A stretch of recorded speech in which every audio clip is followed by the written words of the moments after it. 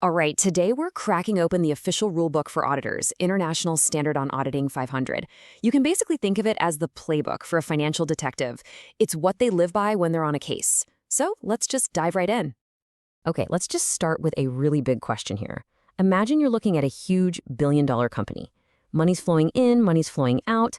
How in the world can you prove that the numbers they're putting out there are actually true? I mean, this is really the ultimate high-stakes problem when it comes to trust in the financial world. And you know what? The answer is, actually, it's pretty simple at its core.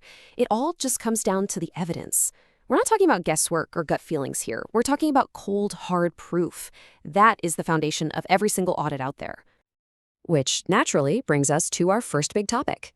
You see, this whole process, gathering and evaluating all this proof, it isn't just a good idea. Oh no. It is governed by a strict international standard that literally sets the rules of the game for every auditor on the planet. And the standard lays out its mission right from the get-go. See, an auditor's final opinion, that seal of approval you see on financial statements, it's not just an opinion like you or I would have. It's a professional conclusion, something that has been built piece by piece on a solid foundation of evidence. But here's the thing, not all evidence is created equal, not even close. And the standard is super clear about this. For any piece of evidence to pass the test, it has to be supported by two absolutely critical and very much interconnected pillars. So what are these two pillars? Well, on one side, you've got sufficiency, and that's all about quantity. It's asking, is there enough evidence here? Do we have enough clues to actually build a case? Then on the other side, we have appropriateness, and that is all about quality. It's asking, is this evidence any good? Is it reliable? Sufficiency is like having 10 witnesses for a crime, but appropriateness is realizing that one of those witnesses has DNA proof and the other 9, they just heard a rumor. Big difference, right? Okay, let's zoom in on sufficiency for a second. The standard is really smart about this. It says the amount of evidence you need. It's not some fixed number. No, it's directly tied to risk. So if an auditor thinks there's a higher risk that something's wrong in a certain area, well, you better believe they're going to need to gather way more evidence to get comfortable. And then, of course, there's appropriateness, the quality measure. This really breaks down into two key things, relevance and reliability.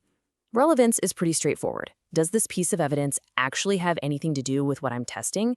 And reliability is the big one. Can I actually trust the source? Quality is a huge deal here. The standard basically says you can't just pile on more and more bad evidence to make up for the fact that it's, bad. It just doesn't work that way. So that's the what. But what about the how? How do auditors actually go out and find this sufficient and appropriate evidence? Well, it turns out they have a whole toolkit full of investigative techniques they can use. And this is what that toolkit looks like. I mean, they can physically inspect things, like an actual asset or a signed contract. They can observe a process in real time, like watching a company do its inventory count. They can go straight to a third party, like a bank, and get an external confirmation. They can recalculate the math themselves. They can reperform a procedure the company says it does. They can run analytical procedures, which is basically looking for weird patterns or relationships in the data.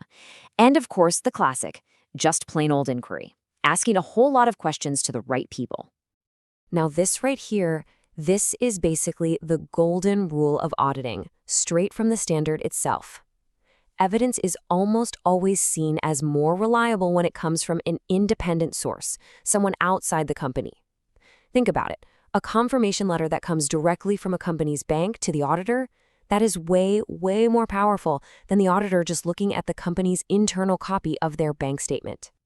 But of course, it's never that simple, is it? It gets a little more nuanced, because even when information comes from an outside source, the auditor still has to put on their critical thinking cap and really dig into what kind of source it is. And the standard makes a really important distinction here. On one hand, you have what's called an external information source. This is stuff that provides general data available to pretty much everyone. Think stock market data or government stats. But then you have a management's expert. This is completely different. This is an individual or a firm that the company hired for a very specific job, like valuing a complex real estate portfolio. Now, see the difference? Both are external, sure, but the auditor has to be way more skeptical and do a much deeper dive on that expert's skills, their independence, and the work they actually did. Okay, but we all know that real-life investigations are messy, right? They're rarely straightforward. So what happens when the evidence just doesn't line up? When it doesn't tell a consistent story? This is where an auditor's professional judgment is really, truly tested. I mean, what do you do when a confirmation you get back from a customer completely contradicts the company's own records? Or you have two different documents that are telling you two completely different stories? You can't just ignore it. Well, the standard is super direct about this. You can't just shrug it off, and you definitely can't just pick the piece of evidence you like better. No way. Paragraph 11 basically says you must investigate further. You have to change what you're doing, maybe add some new tests, and figure it out. The case isn't closed, so to speak, until that inconsistency is resolved and you can draw a conclusion you can actually stand behind. And all of this really brings us to our final and maybe most important point. We're going to tie all these threads together now. Because this whole framework, ISA 500, it isn't just a boring list of rules and procedures. It's about something so much bigger. It's about building the trust that our entire financial system is built on. Because when it comes right down to it, it's all about this one idea. An auditor's opinion is not a rubber stamp. It's not just a box-ticking exercise. It's a professional judgment, and its credibility, its entire worth, rests completely on the evidence that backs it up. Without that solid foundation of proof, the opinion is, frankly, meaningless. And you really can't overstate the global impact of a standard like ISA 500.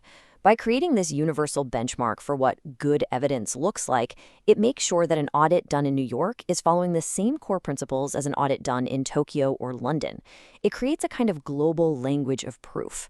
And that is what allows investors, and really all of us, to have confidence in financial reports, no matter where they come from. So I'll leave you with this final thought to chew on. The next time you happen to see a company's audited financial statements, take a second and think about that detective story we talked about, the one that happened behind the scenes. Ask yourself, what piece of evidence do you think was the hardest to get? Which clue was the most complex or the most difficult for that auditor to track down and verify? Something to think about. Thanks so much for joining me.